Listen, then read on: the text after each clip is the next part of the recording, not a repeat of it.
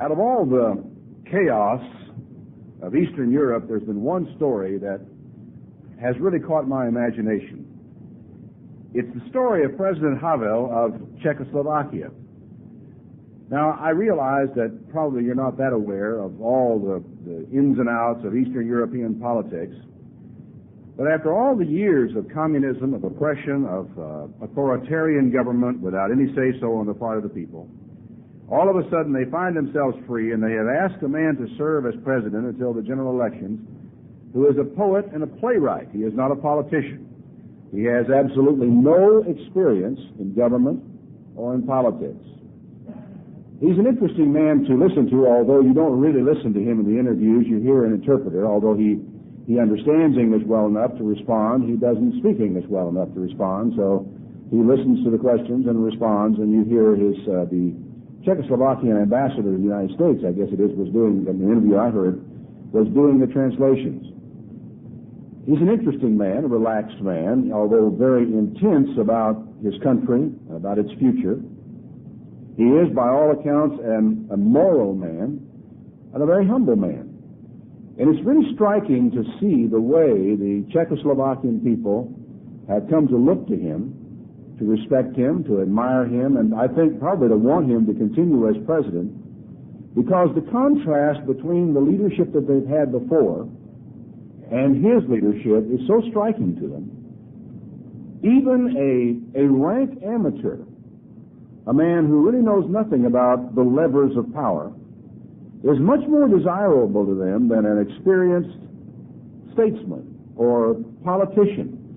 In Czechoslovakia right now, they have basically a government by amateurs. I was struck by the fact that here you are, the government offices are in the main empty, and what work is being done by volunteers. There is not even enough of a structure of the government, of a new government, put together to pay salaries, so the people who are working without pay. And you telephone the old numbers of the government, and the phone rings, and no one answers it. In one sense, it seems like complete chaos. And yet, the people of Czechoslovakia seem happy enough. They seem to be content with this very little bit of amateurish government that they've got. What I saw coming to the fore again in Czechoslovakia, and it was so refreshing it almost made me envious of them, it was the concept of a government as the servant of the people, rather than that of a government which is the director or the leader or the somehow controller of the people. I say it makes me jealous of them because I expect what you see in Czechoslovakia is not unlike what you saw in this country in its earlier years, with an amateurish and somewhat inefficient government run by very young men. It's startling to realize how old Thomas Jefferson and the others were in the days when they were framing the Constitution and laying. They were very, very young men. And now, of course, we have a government of younger men and younger people in Czechoslovakia. It was interesting to me in a way because it reminded me of the earliest days of the Church of God International. It reminded me of that first Feast of Tabernacles of the Church of God International at Jekyll Island, and how, as we found ourselves there, all sort of liberated from, in an ecclesiastical sense, an authoritarian and rather oppressive government, we found ourselves with very little government at all, and what little government there was rather amateurish and rather inefficient, and it wouldn't have been unusual for the phone not to be answered at all, and if it was answered, to be answered by the president of the company, Garner Ted Armstrong. Because in those days, sometimes he was at the office late in the evening and nobody else was, and the phone rang and he picked it up. Sometimes you'd call in the middle of the day and nobody would be there to answer the phone. In fact, that happens once in a while even now. I've often told people, if you're fed up with organized religion, come to the Church of God International, and we're not very organized. And of course, we are, I think, much more so than we used to be. But I couldn't help but think back on it and think about our own amateurishness as we began the Church of God International. And I gave a sermon that year, which was actually a series of 3. I started out to give one, and I got a little ways through my notes, and so the next sermon I had to feast. Instead of speaking on something else, I just took up where I left off. And I didn't finish it in the second sermon. And so I began the third sermon, I think, by saying, well, now this is the third in the series of sermon called As the Church Turns. And I did eventually title those 3 sermons, Church Government, for beginners. And I hearken back to how the apostles must have been just rank beginners when they started out. They didn't know anything about running a church. They knew what they were supposed to do. They knew they were supposed to preach the gospel. They knew they were supposed to take care of poor people. They knew they were supposed to serve one another, and they went about doing it. And inevitably, as time went by, they fell into certain confusion and chaos because of certain difficulties in organization. And then they tackled those difficulties as very young men, every one of them, I think, in their early 30s. They sorted out their difficulties. They arrived at solutions. They implemented solutions for the church. And, of course, they learned as time went on that the solution to today's problem is probably going to be the cause of tomorrow's problem, and they have to keep on solving them. But they were, as rank beginners in leading or governing a church, themselves engaging in, let's say, church government for beginners. I also remember that year, Mr. Ted Armstrong's sermons, in which he emphasized the concept of shoulder to shoulder, how that we are all equals, and that all of us had kind of been burned by the authoritarian structure of things, and the important thing was for us to realize we were all equal before God, and that there was no man standing between any individual member of the church and Jesus Christ.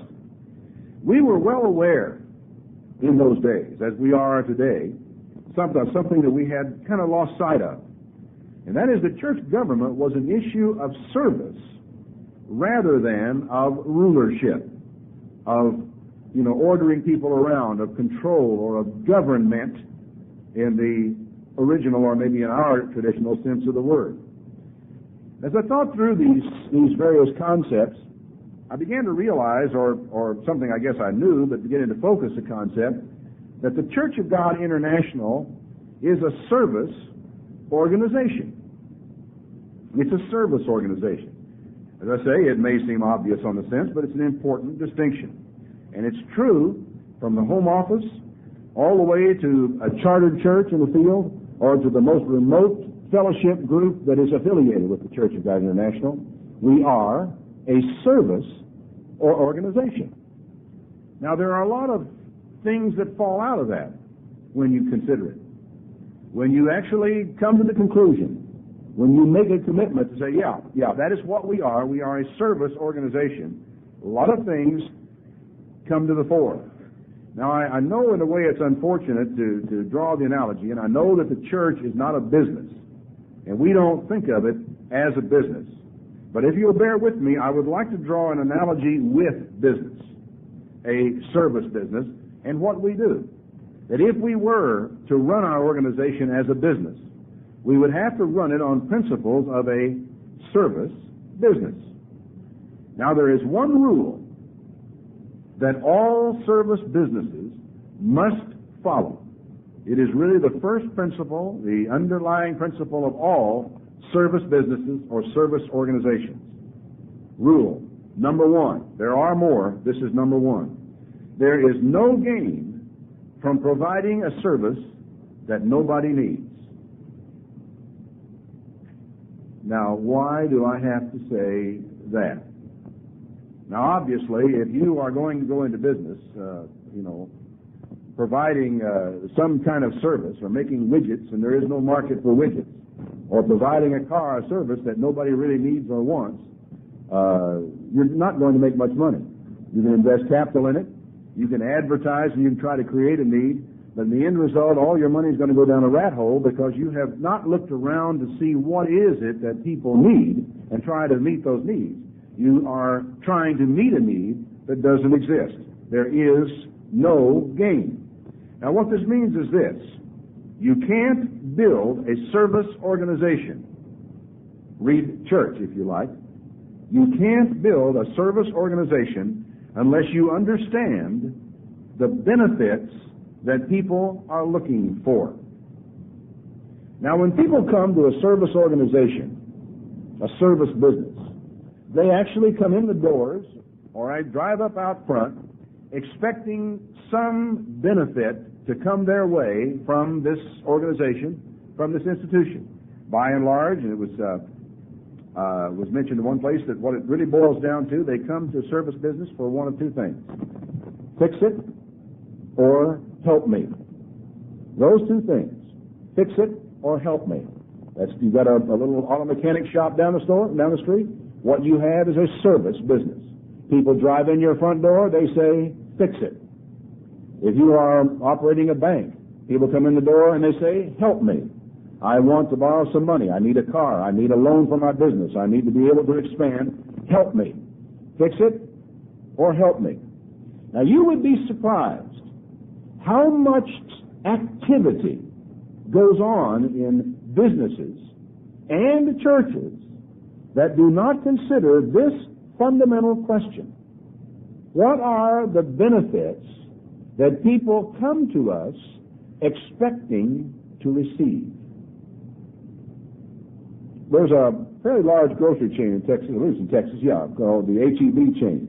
Howard Butt, the founder of the H-E-B chain. He always made it a point when he went to other cities to drop by different grocery stores and shop there. He didn't buy a lot, but he just wanted to see what they were like. And he was out in New Mexico, and he went into this rather large supermarket, went through and got his basket, and he got a few things in it, and went to the checkout stand.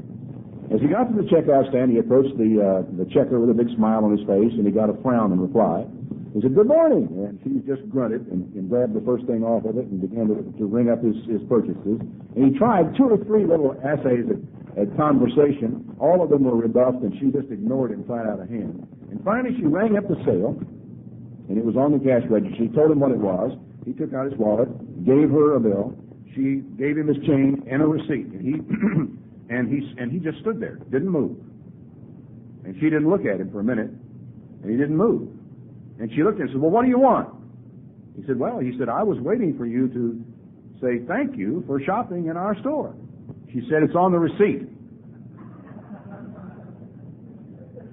Now, what do you suppose she thought she was there for? Well, I expect she looked at their business. Their business was to move these groceries out the front door in exchange for money. And if I can move groceries out, and I can get money for the groceries and do an accurate job of tabulating the money and giving correct change, I have done my job. She had no concept whatsoever of the fact that people who come to your business, your place of business, do not merely come there to get your product. They come there for a service. Even though you sometimes think you have a product, you really don't. You have a service. Now, in the church, that's very true of us. And we have, in a way, some products. We have booklets and we have tapes that we send out to people. In a sense, these are products, but really they aren't. They really are services that have been reduced into a little cassette form, because what I am doing here now is a service. It is happening at this point in time. It is happening to you. When I have done with it, it is over. I can't take it back. I can't make it better. I can't improve on it. It's been done. It's gone. Now, in one sense of the word, it isn't gone in that it's over here on videotape and audio tape. But effectively, as that tape goes out, and the only thing I can do with it, I can take the tape and I can edit it, I suppose, but that doesn't change what you heard. And if I send the edited tape out, though, then a person hears that, and the same thing has happened again. It just happened at a remote place in time and distance. So booklets, tapes, in fact, everything that we do is a service, even though it has the illusion of being a product. That is only an illusion. When people come to us, they come to us expecting a benefit. In a sense, they come saying, my life is broke, fix it. Or they come to us and say, help me. I don't understand something. I have been led to believe by listening to you on the radio or reading your magazine or seeing your telecast, I have been led to believe that you can help me to understand, live a better life, be loved, that some of the things that may be wrong with my life might somehow be made better as a result of my contact with, or as a result of the services that your organization provides. This is what people expect.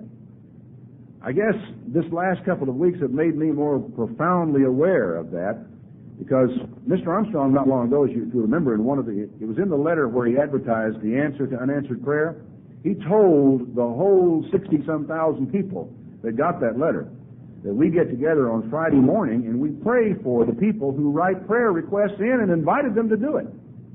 The ministry those of us who were there last week were 2.5 hours making our way through the prayer requests of all the people who had written into us. And we all kind of left the room in a daze. Because when you get through reading letters, like a woman who said that she was depressed, her life wasn't working for her, she said, I have a son who is in prison serving 24 years for murder. And then she went on to talk about another son who was an alcoholic, and how her husband was an alcoholic, and how that she had problems with her health, and began to describe the problems with her health. You get through the letter, and you shake your head and you say, what can I do? Well, all she had asked us to do was to pray for her, and we prayed for her, and for her sons, and for her husband, and we hope and we pray that somehow God will intervene and give that woman the courage and the faith that she needs to carry on. That's one letter. I don't know if we really got an accurate count of how many we had, but the litany just went on and on of broken homes and broken lives and broken bodies. When I think in this thing that service businesses, people come to them for two reasons: fix it and help me. I really understand what they're talking about, because in some degree, from a very small degree to the people whose lives are coming apart, they say, fix it or help me. My life is just not working. I attended a seminar not long ago that talked about building a culture of service within your company. It was talking basically about profit-making companies, and the man that did it was Bill Carden. He's a consultant mainly for banks. He's done a lot of work for the federal government regarding all the failures of all these Texas banks. And using the banks as an illustration, he said that studies show that people come to a bank, they choose their banks for several reasons, and the first four of them in this order are: number one, they choose it for safety and stability. Number two, they choose it for yield or rate, depending upon whether they're putting money into it or borrowing money from it. First, safety and stability of their deposits. Secondly, they want a good yield on those deposits, or they want a good rate if they're getting a loan. Three, they choose it for convenience. By convenience, they mean that the location of it is good, they can get to it easily, that it has hours that are convenient for them, not just convenient for the bank. You remember when banks worked, I think, from about 9 in the morning to 3 in the afternoon, 5 days a week, and that was all there was? I don't know how in the world some working people ever got any banking done at all. Well, finally somebody wised up and said, wait a minute, we are in a service business. We've got to make some changes to make our business more convenient than the bank next door. And then the war was on. So now we can drive in the window at least until 6 o'clock at night. If you don't have a car, you can trot through the drive-in window, I suppose, up until 6 o'clock in the evening. They are concerned about product availability and about personnel. They want to know, that is the convenience of the product, the availability of the product, and of course, the availability or the convenience of personnel. And four, this is interesting, and this is talking about a bank, mind you. Four, they are looking for a relationship. Now, this is in banking. The first four things they look for: safety, stability, yield, rate, convenience, and fourth, a relationship. He told a story of how people will come to the bank and stand around. And one officer of the bank was talking, they were talking one day, and this guy was just standing in the bank or just sitting over there. He says, is he waiting for somebody? No, he comes here once a week. He comes once a week and sort of stands around. Well, what's he doing here? Well, he has his money in the bank, and he just feels at home here. He just kind of come home. And he wants to feel that the bank is kind of a part of his family, or that he has a relationship there. A lot of people nowadays are beginning to have difficulty with their banks because they have gotten used to a time when they knew the people in the bank, when they could walk in the door and someone would call them by their name and wave to them across the bank, when they could actually go in and because of who they were and what they were in the community, that a guy could look them in the eye and know that they were an honest guy and telling the truth and would lend them money based upon the kind of person they were and upon the relationship that existed. That worked good for us down here in Texas for a lot of years. It came apart on us a few years back And the whole system has gone down the drain. In fact, there aren't going to be any Texas banks anymore very soon. We're going to have the North Carolina National Bank, and Bank One, I don't know where in the world Bank One comes from. It's not in Texas, I don't think. And they're all moving in because they are the masters of consumer banking. The old thing of commercial banking, which is one of the things, the way the Texas economy was originally built, has all gone passé, and the Texas banks didn't know it when it went. And all got left high and dry. The old boy network is gone. But I was really struck by this, and of course I suppose the physical building that the bank was in, that somewhere way down the list, people say, well, yeah, I want the bank to be a nice building with lots of mirrored glass all over it and plush carpet in the lobbies and all these good things in the bank. I knew one man that said he never would go into a bank. He always would be able to drive in windows, and if he had to go into the bank, he would not go on the carpet. Never would get on the carpet. I got to thinking about that side of things, and I began to wonder, I am slightly uncomfortable with a bank that is too plush. I deal with this little bank down here on South Broadway. It looks like a portable building. And you go inside and everything is just plain Jane ordinary, and the drive-in windows are plywood and they're painted. Everything is just really nice and simple. I have this strange feeling, if I go to this bank that's got plate glass window and marble and plush carpets, that some of my money is going into those carpets. But, maybe it isn't. But you do kind of wonder. These are the four things. Now, how do you suppose questions like this would play out in a church? You would ask the same kind of questions about why people choose a church, or you wouldn't exactly maybe put it that way, but what are the benefits that they come for? Because this is the way it is in the bank. What are the benefits that you come to this bank for? Safety, yield, convenience, relationship. What are the benefits you come to a church for? Well, they could be in some ways the same with a little bit of modification. Safety.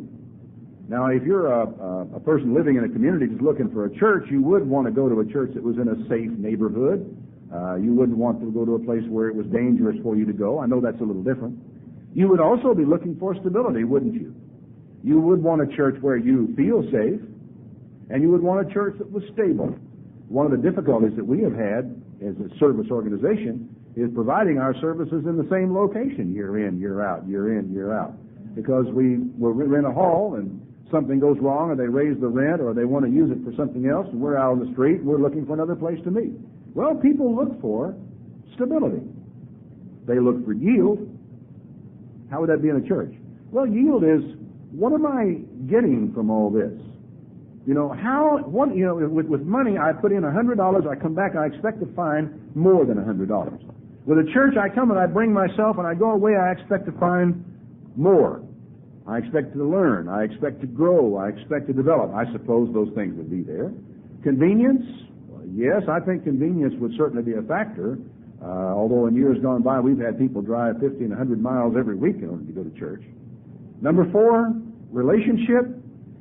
Yeah, I think that is a very strong factor in why, when we talk about it, not merely in why a person chooses a church, because I'll say we don't have a choice, and we'll come to that in a moment, but in the benefits people expect when they come to church. Because in fact, and I don't know if you've ever thought about it in yourself, and I'm not really asking you so much today to think of it in terms of what you need, but as looking at ourselves as a church that is already here, and hoping that someday people will come to us and join us, and that we will grow, what benefits do those people expect to find from us? They would expect to grow. They would expect stability. They would expect some security and support from other people. But they certainly would expect a relationship with the church. If we want our banker to call us by the name when we come in the door, we certainly would expect and hope to be called by our name when we come to church. Now, one of the difficulties, one of the temptations that we face because of our circumstances is that we could easily get to be where we act like the only bank in town. Now, you realize, don't you, that if we got a small town, there's one bank in town, it's the only bank there, and if you're going to put your money in the bank, that's where you're going to put your money. They don't have to give you certain services. They don't have to worry too much about the hours that they're open. They don't have to worry. You want checks? Would you rather have the blue checks or would you have the yellow checks? That's the only two colors we got. They can get down to really simple banking, and they don't have to provide a lot of service if they're the only bank in town. Well, here is the Tyler congregation of the Church of God International, and we are the only act in town. Do we ever act like that? Well, we usually could, because the most fundamental mistake that you make when you're the only bank in town is to take your customers for granted. Now, if we're a service organization, and if people who come to us are, pardon the expression, customers, then it'd be very easy for us to take them for granted, because after all, where are they going to go? We've had little problems in some of our field churches from time to time where the relationships went sour. And because those relationships went sour, we suddenly found ourselves with two congregations in a town instead of one. Well, I don't know if anybody ever decided, as a result of the fact that we had a church on the east side and a church on the west side, or a church in the morning and a church in the afternoon in the same building, whether it was really a good idea if we get to work and try to give better service than the other church. You know, in a way, it wouldn't be the worst thing that could happen to us as a church if we had to have two churches in a town, if at least those two churches were competing to try to give better service than the other church did. I know this sounds kind of crass in a way, but what I'm saying is we really have got to be careful wherever we are not to act like the only bank in town, not to take our customers for granted, because you see, and I'll tell this to all the churches out there across there in the tape program will get this as well, a lot of our customers can get a lot of what we offer and stay at home.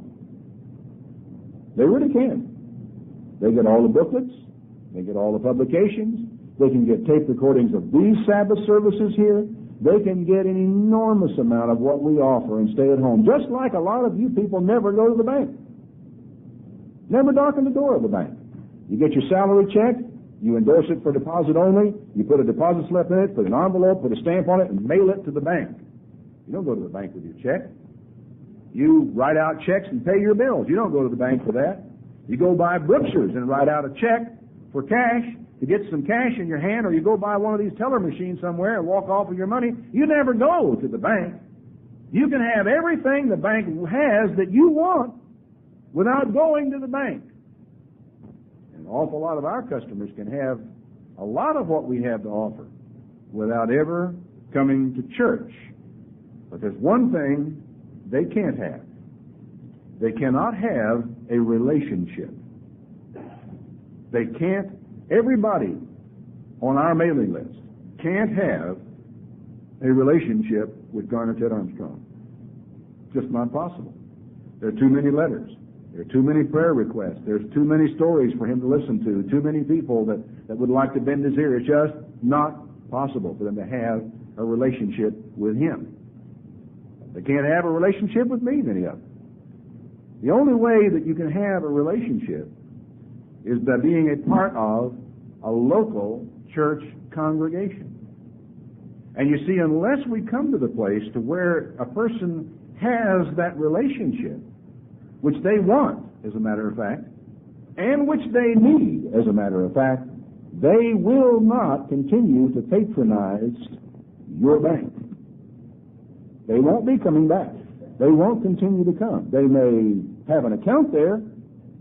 They may mail in their checks. They may write their checks, but they won't come to your bank for service. So people who come to us, what are their service needs?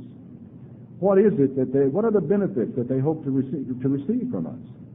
And I think there are many, as a matter of fact, and some of them we ought to give, they will vary, of course, from person to person. But they all start with the question of the creation of a relationship with the people who are already here that form the church. People come to church and then drop away from church because for one reason or another, their fault or our fault or whoever's fault it is, they are unable to establish, or they fail to establish, relationships there. It may be their fault. But you see, if you're in a service business, you always assume that it's your fault. The customer is always right. I heard of this department store that they have several of them around the country, a very strong chain, I forget their name at the moment, who have a habit that whenever a customer brings something back to their store, they take it back, no questions asked. Always. Any merchandise, they take it back, no questions asked. In one store, I think he said in San Francisco, they took back a set of tires from a person, and they don't even sell tires. The fellow told me that he went into the store out there and he bought a couple of shirts. He had trouble finding them in the right collar size and the right cuff length and so forth. And he walked into the store and the salesman came up and said, now, is there anything you need that I can help you with, or would you just want to look around? And I was very friendly. He said, well, I have a problem with my shirts. And well, he began talking with them. He said, we've got those. And he went and he found them, and sure enough, they had them, and they had a good supply of them. And he, as the man was leaving, he gave him his card and said, look, if you need any, he said, I understand you're not from San Francisco, you're from down in Texas, but if you ever need any shirts, you call me or drop me a line. He says, we'll take care of it. He went on his way and went back to his office and forgot about it. A few days after that, he got a telephone call from Mr. So-and-so in San Francisco. He said, who? And he couldn't remember who it was. He picked up the phone and says, yes, and he identified himself. And the man says, hello, this is so-and-so. I'm the fellow that sold you those shirts out there. I'm wondering if they're all right. Well, yeah, he says, matter of fact, they're nice. I really enjoy those shirts. He said, well, I'd be glad to send you some more. We've got some more in different colors and so forth and so on. Do you need anything else? He said, no, I really don't right now. He said, well, I appreciate knowing, your custom, and that's fine. Let us know. Hung up the phone. A few days later, he got a thank you card from the guy for shopping with him out there at that store. Personal card signed by the guy, not some machine type of thing. He said that has been, I think, 2 or 3 years ago, and he still gets Christmas cards from the guy and repeated contacts. He calls him every once in a while. He said he actually has ordered some more shirts from out there when he could buy them right there in Waco.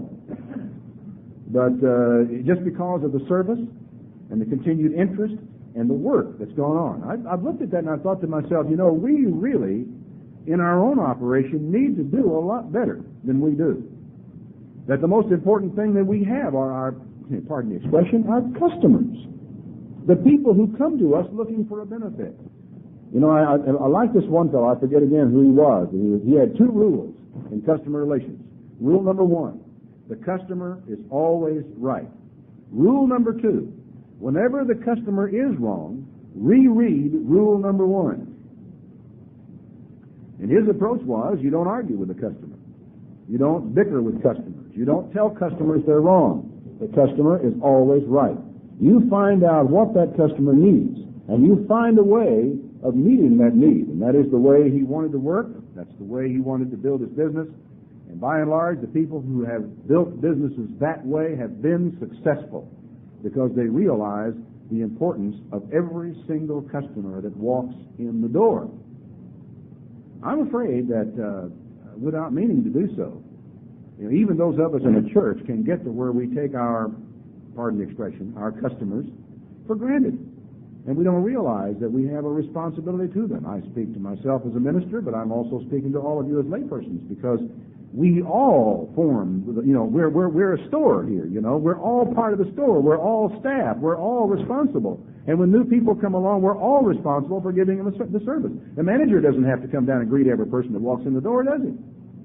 You've got staff all over the place, and the staff are supposed to take that in hand. They're supposed to be aware of customers. They're supposed to go up to customers. They're supposed to be helpful to customers.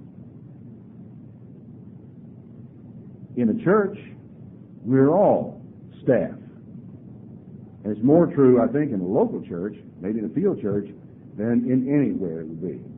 It was Jesus' intent, right from the very beginning, to establish what businessmen today call a culture of service within his organization. He said, that I'm going to build my assembly. You could read organization if you want to there. I'm going to build my organization. And he intended for that organization to have a culture of service. We've read it many times. Turn to Matthew, the 20th chapter, verse 25.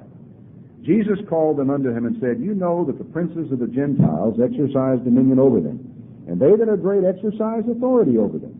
But it shall not be so among you. We are not going to build the traditional type of an organization with a vertical organizational chart with the boss at the top, and we make our way down through sub-bosses, and then we have the bosses who are under the sub-bosses, and then we have the next line of bosses, and we get all the way down to the bottom, and we've got all the peons who actually do the work. We're not going to have that kind of organization. The princes of the Gentiles set things up that way. This fellow that I was watching said, here's the organizational chart. And he showed us the organizational chart. Across the top of the chart was customers. Immediately below that, the people who interact with the customers. Below that, the people who support the people who interact with the customers. And somewhere down at the bottom were the people who supposedly were the bosses, or the people who ran the organization. The customer right at the top. He says, It shall not be so among you, but whosoever will be great among you, let him be your servant. Whoever will be chief among you, let him be your servant. Even as the Son of Man came not to be ministered unto, but to serve. Not to be served, but to serve, and to give his life a ransom for many. There have been some really enlightened managers in the 20th century who have come to realize that the job of a boss is to carry water for his people who actually do the work. And I think all of us fail sometimes to realize that when you have a church, an organization like ours, that you have a home office which hopefully provides the support and the service for those of you who actually are rubbing shoulders with the public, rubbing shoulders with the customer, as it were, and with the new people who finally do come into contact with the church as a result of the service that we perform.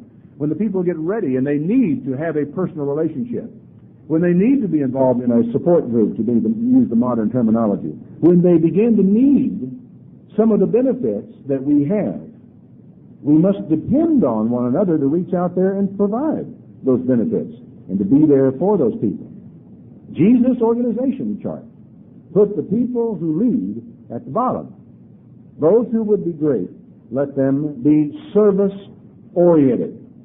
They need to have that customer is always right attitude. Now, I want you to turn back to Philippians again.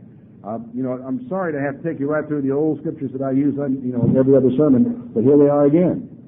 Philippians 2, verse 1. If there be any consolation in Christ, if any comfort of love, if any fellowship of the Spirit, if any bowels, if any mercies, fulfill you my joy, that you be like-minded, having the same love, being of one accord, of one mind. Let nothing be done through strife or vainglory, but in lowliness of mind, let each put the other ahead of himself. Don't look every man after his own things, but take care of and look after the things of other people. Let this mind be in you, which was also in Christ Jesus, who being in the form of God, counted it not robbery to be equal with God, but made himself of no reputation, and took upon him the form of a servant, and was made in the likeness of men. And being found in fashion as a man, he humbled himself and became obedient unto death, even the death of the cross. Jesus set the example of a service culture in his organization. He humbled himself. He took on the outward form, the image, the trappings of a servant. We tend to be very image conscious in our world. Our cars are part of our image. Our clothes are a part of our image. Our hairstyle is a part of our image. Jesus took the image of a servant. The classic illustration of this is in the night in which he was betrayed. How that he laid aside his garments, and he took a towel and wrapped it around himself in a basin of water and proceeded to systematically wash each one of his disciples' feet. And Peter objected. He didn't much like what Jesus was doing. It didn't feel right, because it just didn't feel right for him, for his Lord to be serving him. He had no trouble with the idea of him serving Jesus, but he had a lot of difficulty with the idea of Jesus serving him. You know, I have noticed something over the years. There are a lot of people who have no problem at all serving someone whom they perceive to be greater than them. And oftentimes, you know, and I have had this situation of being a rather important personage in another church organization. And I noticed over the years there were a number of people, there was one here and one there and one the other place, that always seemed to take really good care of me. I mean, I came there, they were Johnny on the spot. They met me at the airport. They'd carry my bags if I'd turn loose of them. They would do this, they'd do that. I noticed a funny thing, though. Oftentimes the people who served me best wanted that same kind of service from the people who were under them. But oftentimes a person who can be very good at serving the boss can be an absolute holy terror to the people who are supposed to serve him. Have you ever seen it? Experienced it? It's very real. Jesus started out by emphasizing to Peter that if I don't wash your feet, you have no part with me. And when he got through, he said, do you understand what I've done? If I, your Lord and Master, have washed your feet, you also ought to wash one another's feet.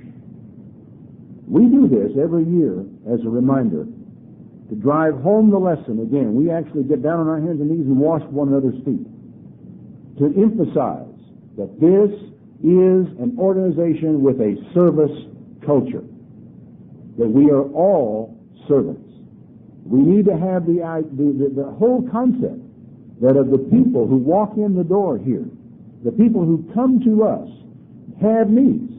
They have service needs. They are looking for benefits. And it's our task, our job, to provide for those needs, to serve those people, to take care of those people in the ways in which they need to be taken care of. And sometimes those needs are in curious areas. We got a letter from one lady up in Bemidji, Minnesota, who, as far as she knew, was the only person to having anything to do with the faith in 1,000 miles. And she just wrote, asking for prayer and frustrated about her situation and expressing her need. I don't think she expected us to be able to do anything about it because she was in Minnesota and we were in Thailand. She had 2 or 3 needs. She was alone and frustrated by being alone. I believe she had lost her husband not that long before. She had no firewood for the winter, and this is Minnesota where it gets downright cold. And she had her husband's pickup truck that she needed to sell, and she felt that people were trying to take advantage of her. It was a helpless feeling getting that letter. But it just so happened that 150 miles away from her, and it was a long way, but he was over there, was one of our ministers, Scott Erickson, was in Orr, Minnesota. And I decided to look in the file, and we had 2 other extended church members in that same town.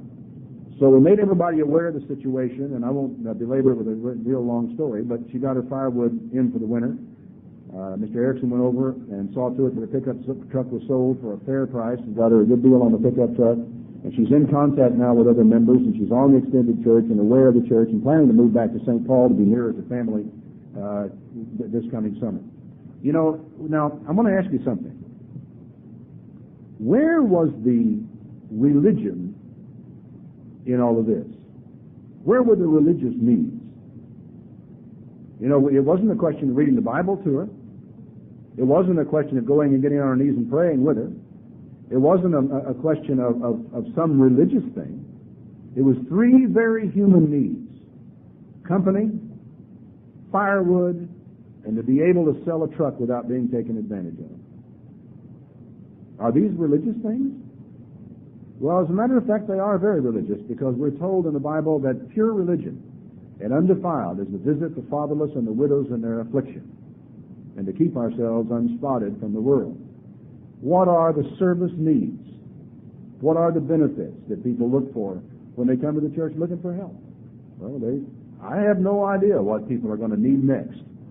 All I know is that Jesus established the church as a support group for mutual service among his people, and told us to take upon ourselves attitudes like his, that we were to let this mind be in us, which was also in Christ Jesus, who took upon himself the image of a servant. Now turn back to Galatians, the 5th chapter. Galatians chapter 5 in verse 13. Brethren, you have been called to liberty. But don't use your liberty for an occasion to the flesh, but by love serve one another. It's an interesting statement. Now, exactly how that would have played out in the context in Galatia, I'm not sure. But the indications are here of you've been called unto liberty. God has set you free. You don't have certain obligations that you otherwise might have. He said, I don't want you to use your liberty simply to indulge yourself. Don't use your liberty just to indulge yourself, but in love, serve one another. Serving one another oftentimes involves giving up something of yourself. It involves giving up time. It involves giving up sometimes time with your family. It gives up time with your friends. It gives up doing what you wanted to do and doing what was good for someone else. It involves a certain amount of sacrifice, but we're all used to that. We've had to go through year after year of our life giving up doing what we wanted to do, going fishing, doing what we had to do, carrying on our jobs so we could feed our wife and children, right? We have to, things you have to do in this world. Well, there are still things we have to do. If you're a part of God's church, a part of His organization, if you're in His business, it's a service business. And being a part of that business means you've got to take care of His customers. For all the law is fulfilled in one word, even in this. You shall love your neighbor as yourself.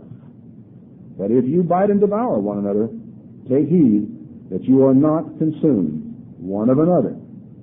I have to assume that Paul understood the same sort of thing that we experienced in the 20th century, that oftentimes people don't understand the kind of culture Jesus meant to have in His church, a service culture.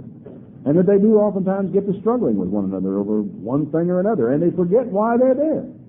It's like walking into a store and standing there listening to two clerks bickering with one another about whatever it is they're bickering about, over whose counter this is, whose sale that was, or whatever it was, bickering back and forth, and forgetting the fact that here stands a real live customer right in the store, ready to spend money, ready to buy your product and to use your service so you can keep your job.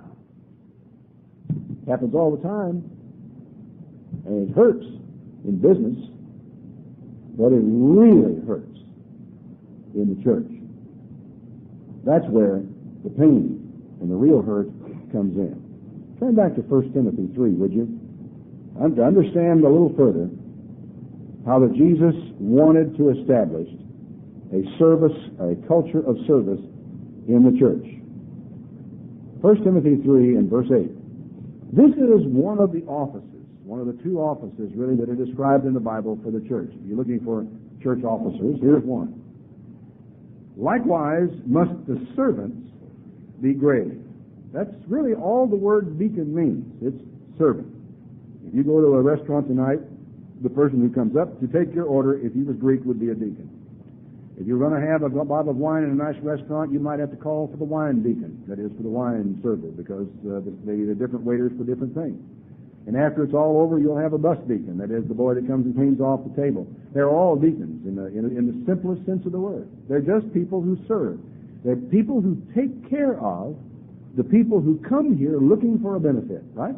In a restaurant, in a department store, they're just people who serve.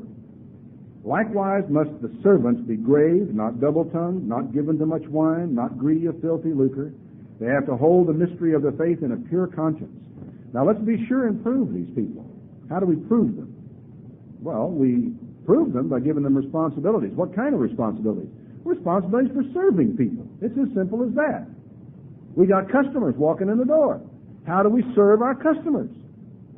Well, the deacons are the people who do this. All of us really should be doing that too, though.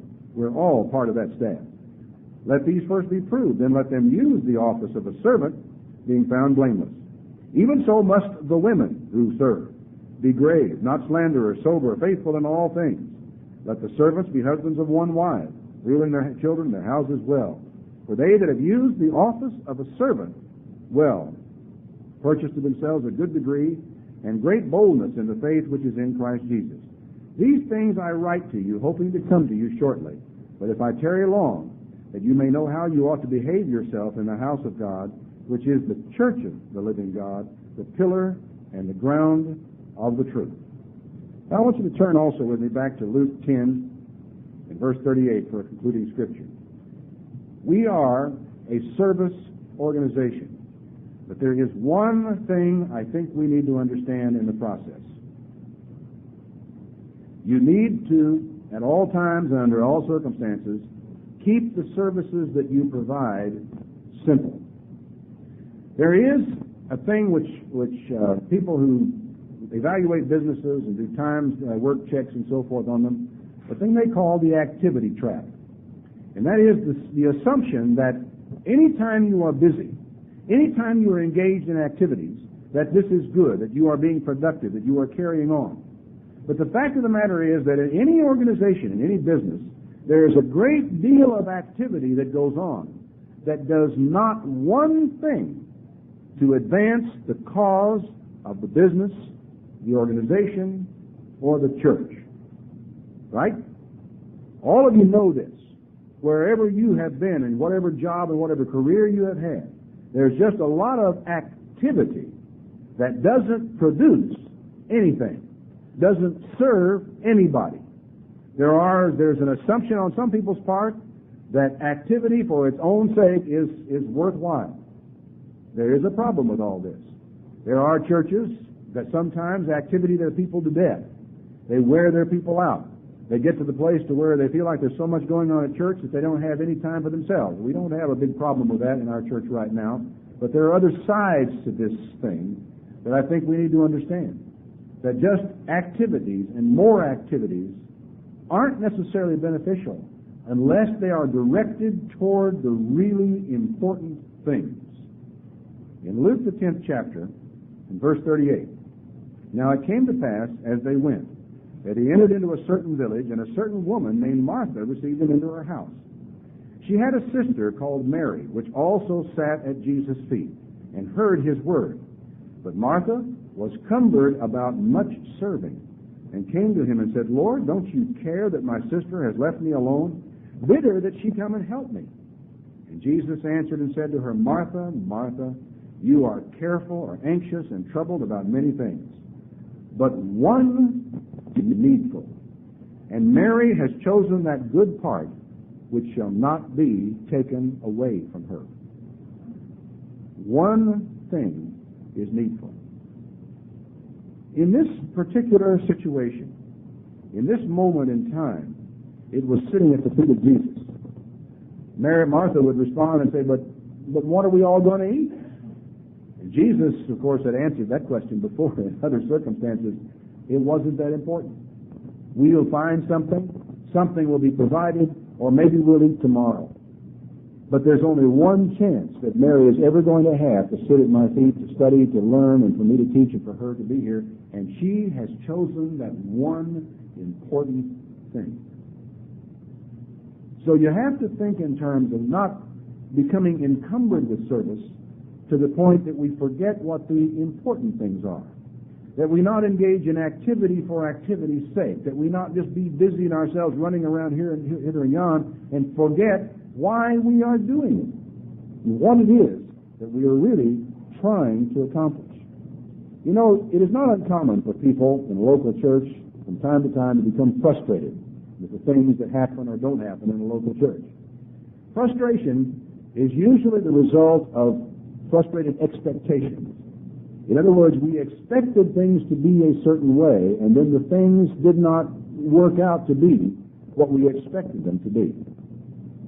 That's why, in a way, it is so important that you keep things simple, and that you never lose sight, out of all of the services that we provide, out of all the things that we have to give to people who come to us, let us never forget what is the important thing that we have to serve.